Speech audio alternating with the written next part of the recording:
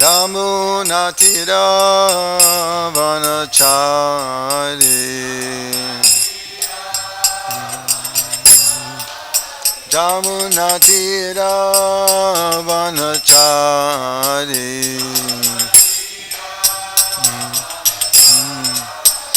Jai Radha Madhava Kunja Bihari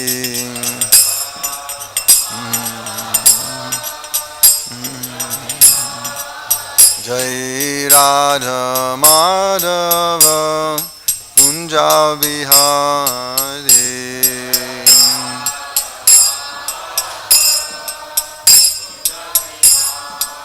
Jai Radha Madhava Kunja Bihari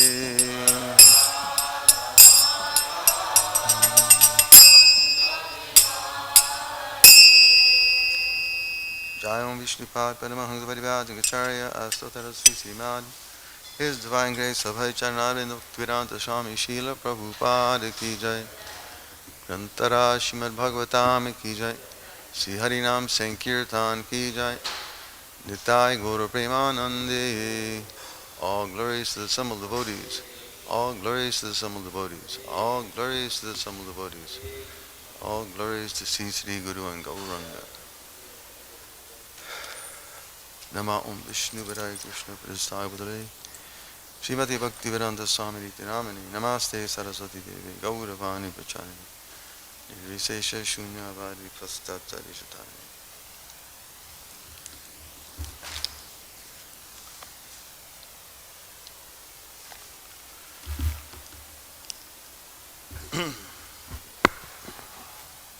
Om Namo Bhagavate Vasudevaya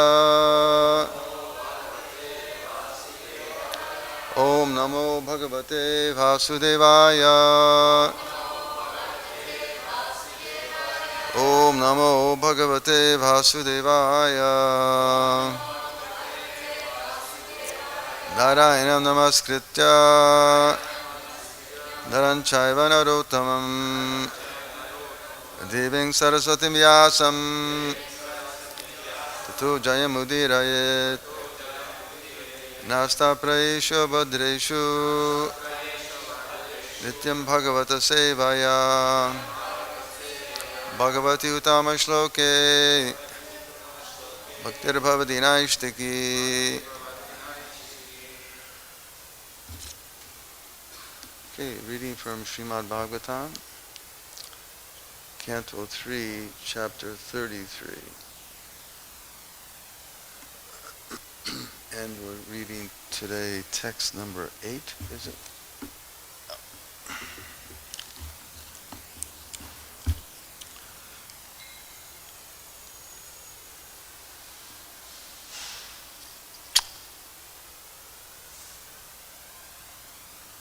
Tam tvām aham brahma paramam pumāṁsam.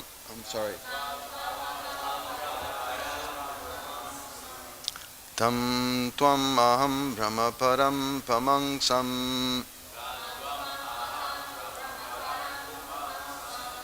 Pratyak-srotasy ātmani saṁvibhāvyam.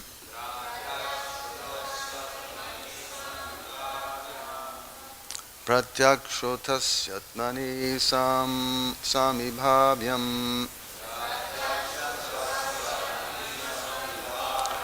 Sva-tejasā dhvasta-guṇa-pravāhaṁ.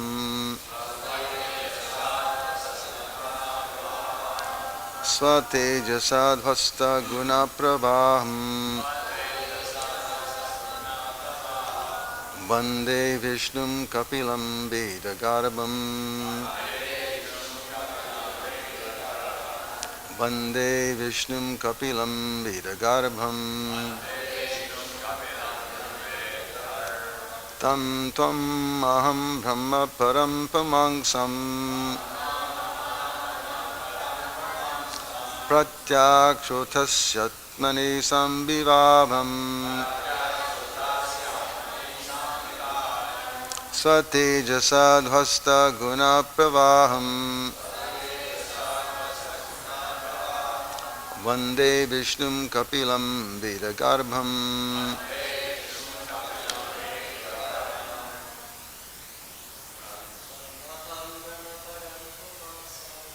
Tam aham brahma param paramāśam.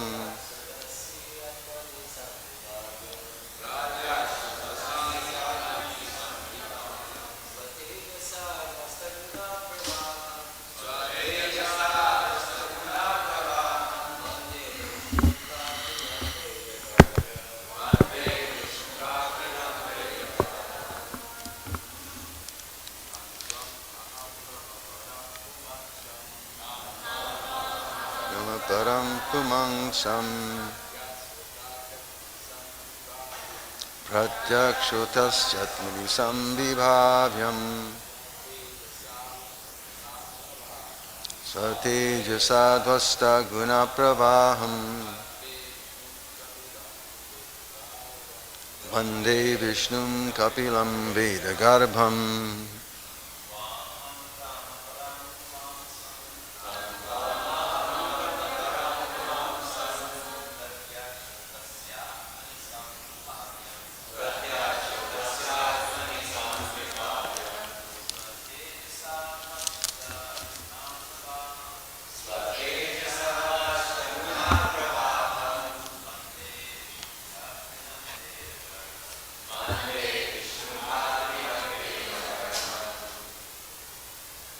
Ladies,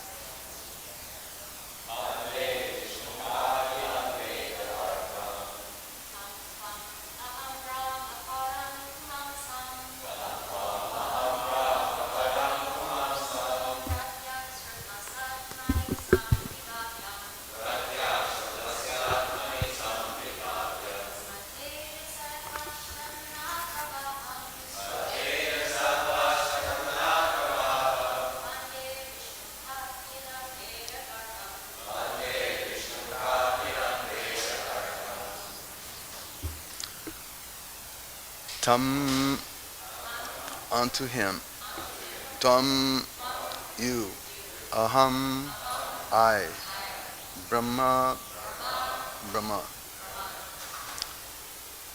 param supreme, pumāṁsam the Supreme Personality of Godhead, pratyak-srotasi turned inwards, ātmani in the mind, saṁvibhāvyam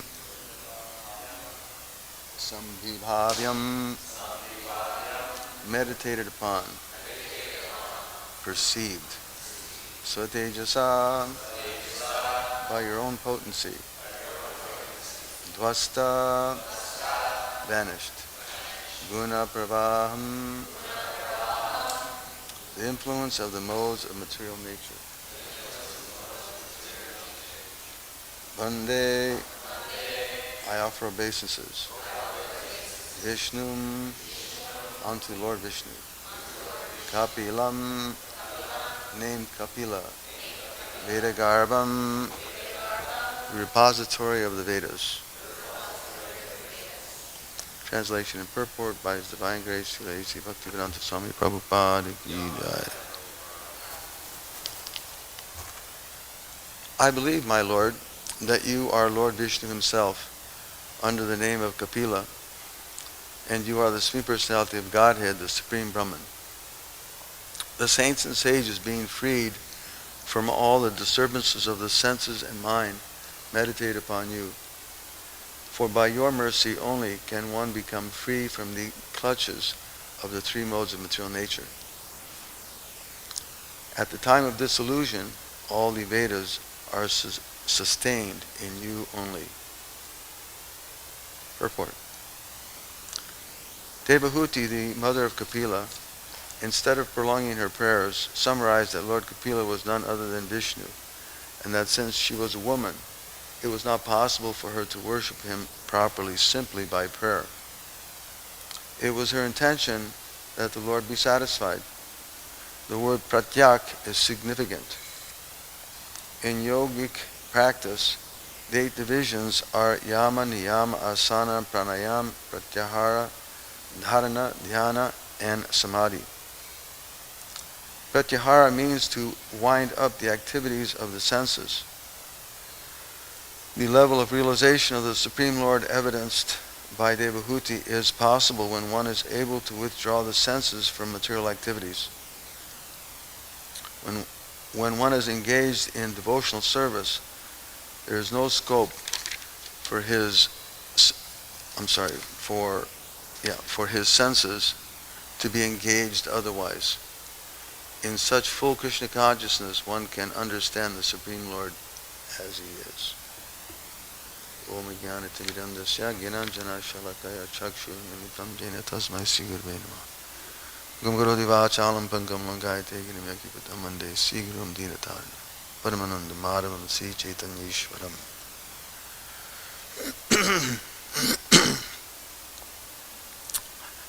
Translation again. I believe, my Lord, that you are Lord Viṣṇu Himself under the name of Kapila, and you are the Supreme Personality of Godhead, the Supreme Brahman.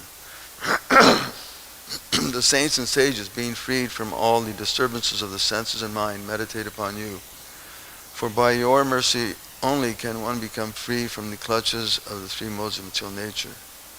At the time of dissolution, all the Vedas are sustained in you only.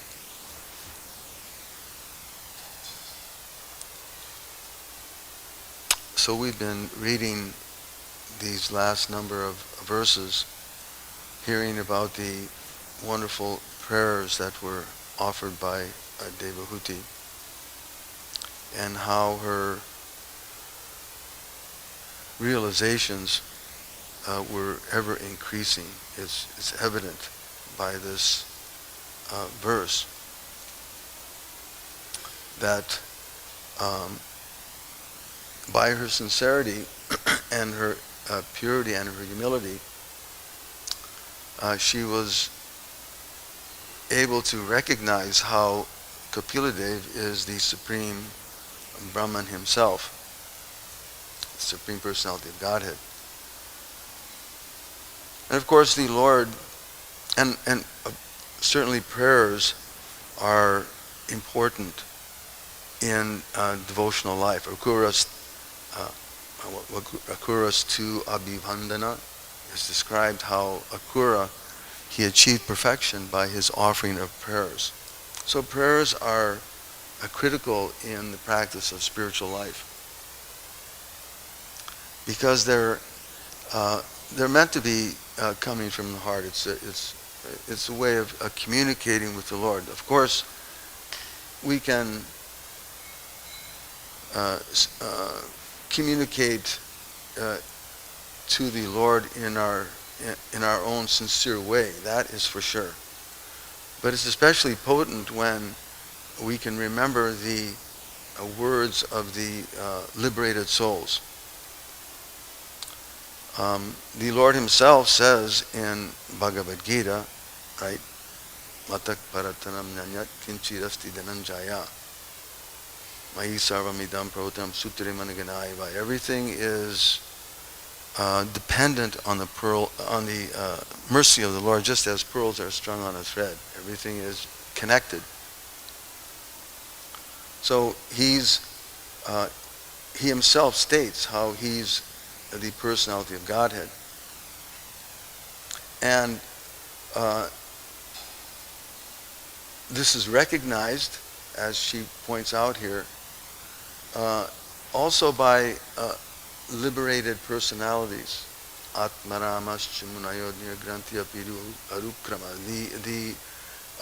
Even the liberated souls, the great sages, such as Arjuna explains in Bhagavad Gita, right?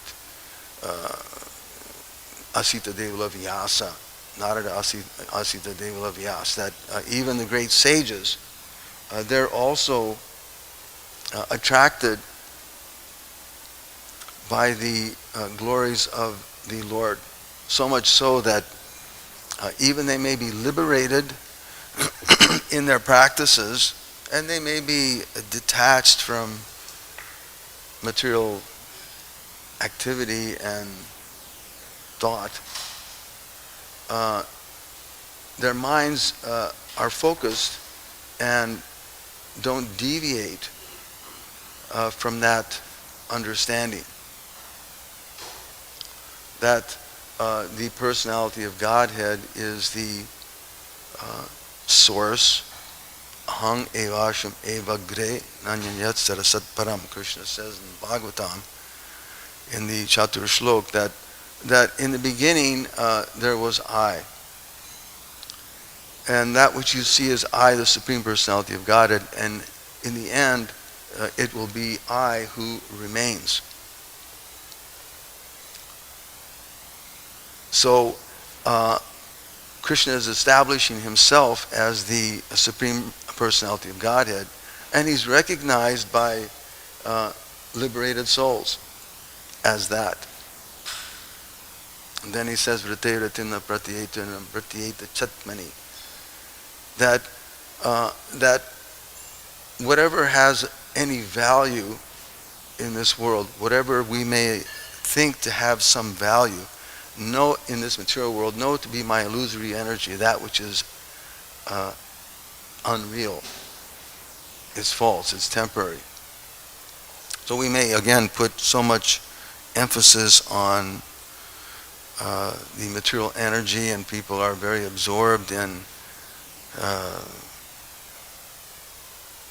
karmic activities,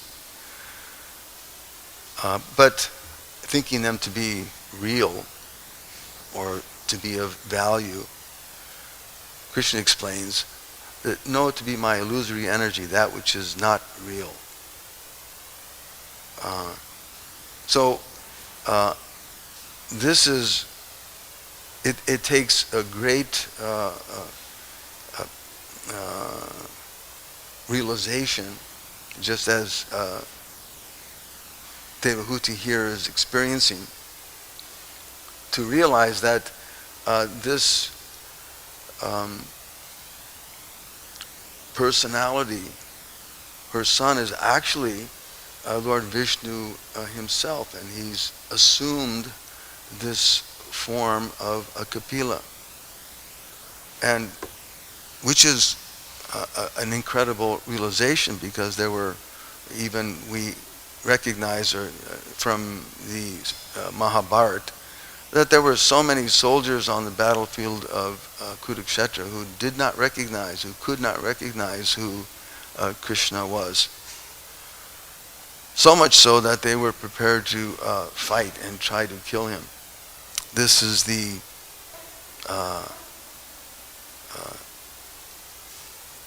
covering potency of the personality of Godhead, that when he comes, ordinary people cannot understand him, right? Naham prakasha sarvasa yogamaya samabrita. Krishna is not manifest to foolish people who have different ideas, different motives. And to understand him, one has to take on on the proper state of consciousness, just as here Devahuti is exhibiting this. It's really incredible. In all of her prayers, she's so much glorifying and appreciating the position of the personality of Godhead and his glories. Every verse, every shloka here throughout this whole section is glorifying who the personality of Kapila is. So not just some ordinary personality. And again, Krishna says in Bhagavatam that etavadeva jigyasam, that tattva jigyasan ātmana, that if you want to understand, one who's actually trying to understand the absolute truth has to search for it up to this point in all time and space. It doesn't apply just to thousands of years ago, or maybe in the future, or just in a small time frame. but in all time and space. If one wants to understand the personality of Godhead, one should recognize his personality or his opulence in all time and space, both directly and indirectly. So it's not just directly hearing, because Krishna spoke, and when he appeared, he was directly there, and some could appreciate, but even indirectly. And this is intimated in this interesting purport that Prabhupada makes, that there's also indirect methods to understanding the personality of Godhead, karma jnana yoga. And Prabhupada points this out in the verse, that the word pratyag is significant. In yoga practice, the 8 divisions are yama, niyama, asana, pranayama, pratyahara, dharana, dhyana, and samadhi. We have a yoga teacher here, so she can better explain what these, the definitions of those words are. We can touch on them a little bit here, but these, in yoga practice, and Prabhupada focuses on this, pratyahara means to wind up the activities of the senses. In the beginning, there's, what is that, yama. There's activities which are forbidden, right? Or should be abstained from. There are things that one should avoid. And such as, or restraints, or at least moral codes. There has to be some moral code in your life. Unfortunately, in the modern society, those moral codes or any morality itself is very minute. People have no interest in restraining themselves or following any kind of human decency. But in the practice of yoga, that principle of yama is it's important that one learn how to restrain the senses. And one of those is, and that's further described in the 6th canto Bhagavatam, where tapasa brahmacharjena samena cha damena cha tyagena satya sauchabhyam yamena niyamena va, where it's described that restraint means to observe certain rules and regulations or certain guidelines where the mind and the senses are controlled. There has to be some samena damena. You have to control your mind and senses. Otherwise, how can you focus on any? Just like nowadays, people are so uncontrolled. They don't have any idea how to. Krishna says in Bhagavad Gita, their minds are so diverted and spread out that there's no focus. You see, sometimes you hear how leaders of society, they speak, and their thoughts are so broken and misdirected, and there's no continuity in their thought because they're so diverted by material desires and material consciousness. So there's no question of controlling the mind and the senses. Tyagena, also, there has to be voluntary charity. Not that we're forced to render devotional service to God. That shouldn't be the case. That we shouldn't have to be forced. One should recognize how important it is to voluntarily engaged in the service of the Lord.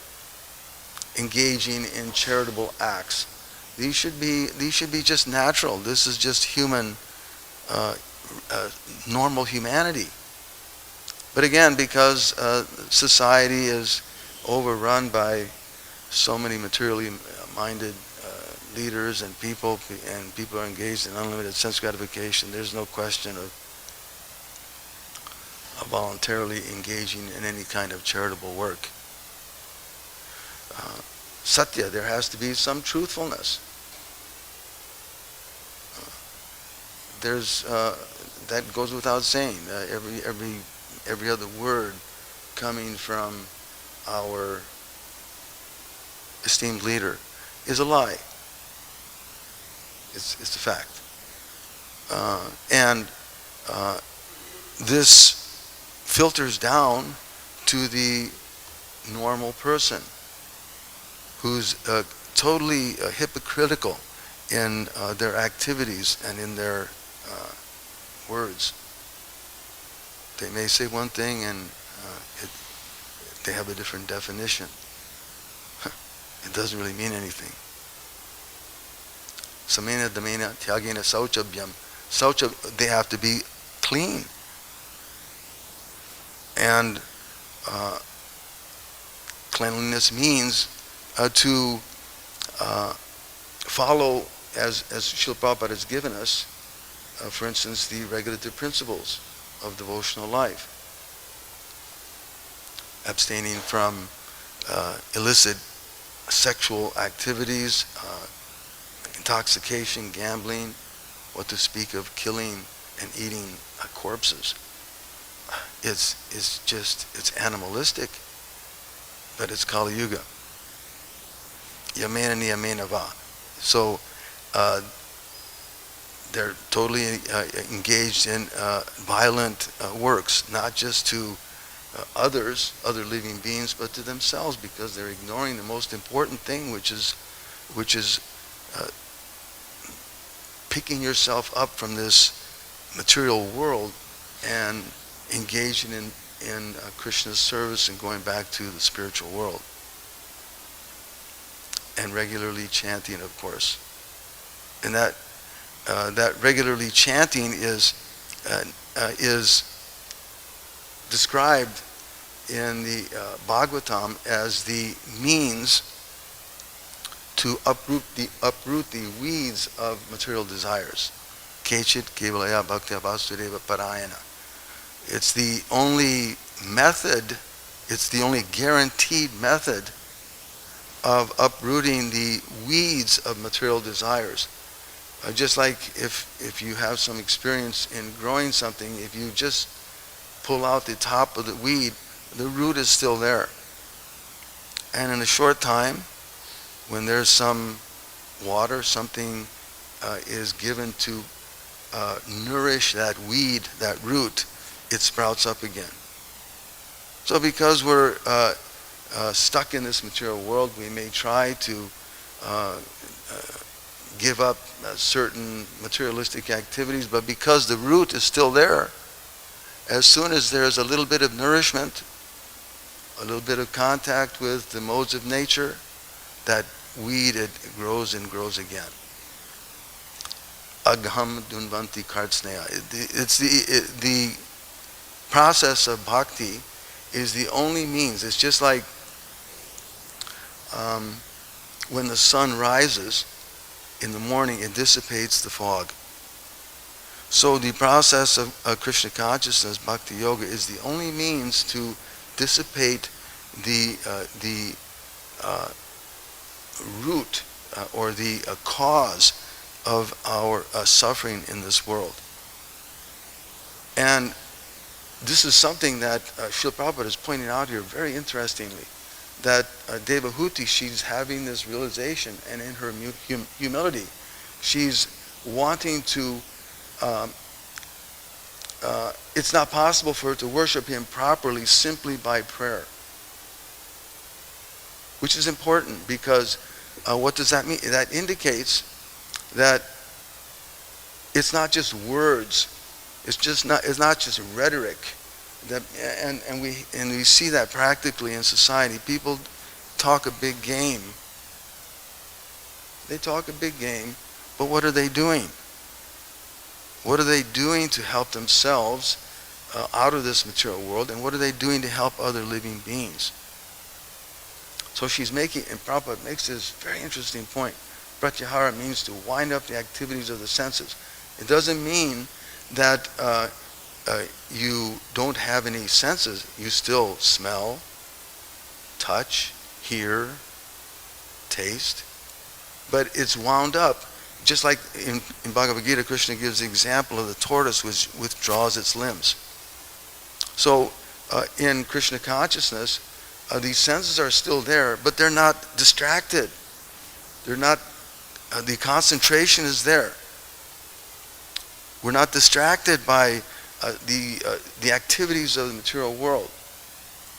That as soon as, and we all have practical experience of this, sometimes when you get really, really absorbed in a particular work, particular activity, even there was some siren over here, or there's a light over there, or there's a smell over here, or there's something going on, you don't get distracted by that.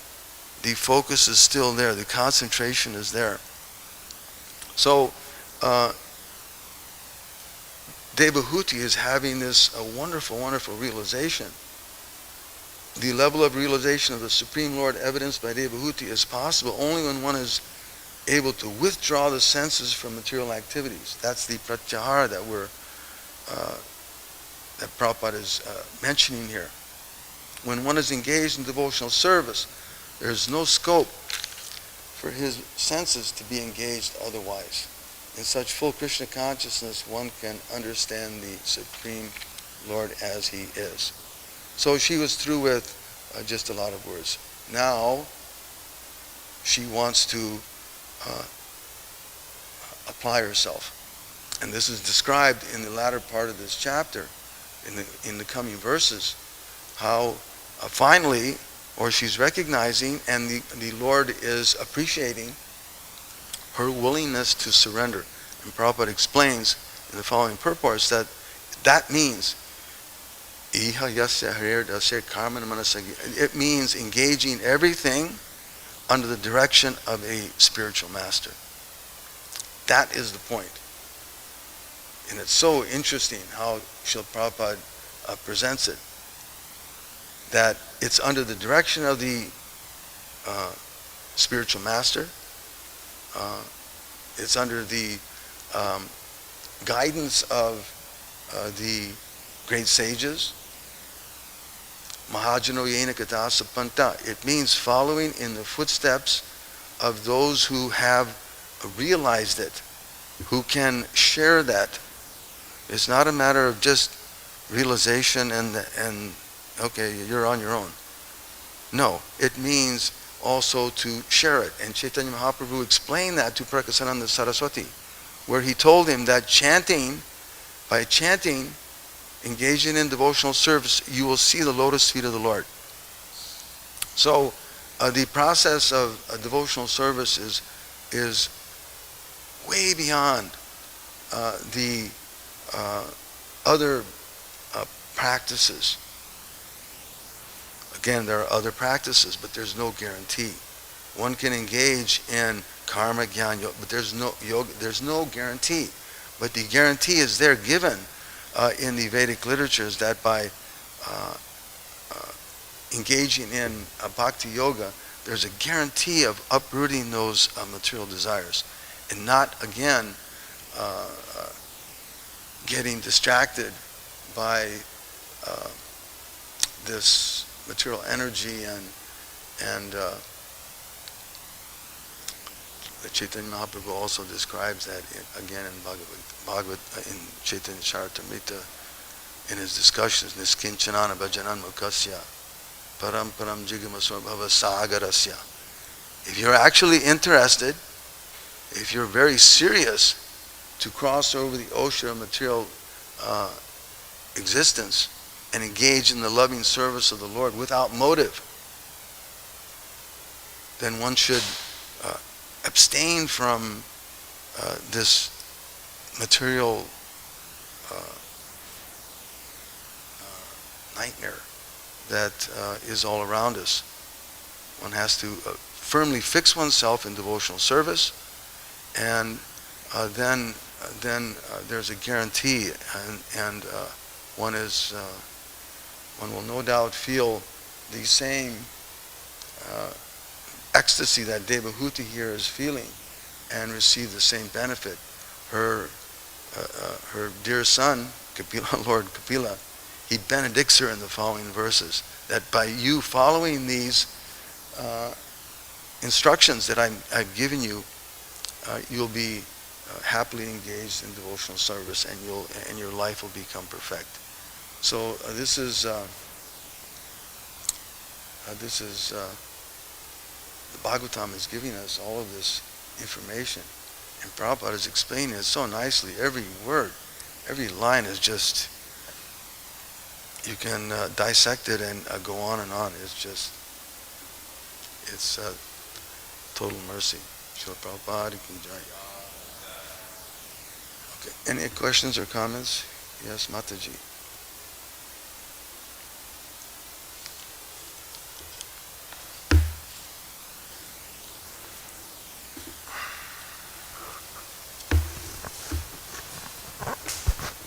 Hare Krishna, thank you for bringing up the subject of material desires and the importance of taking out the root of the material desire, like describing it like weeds, that when we chop the head off a weed, how it comes back even stronger actually.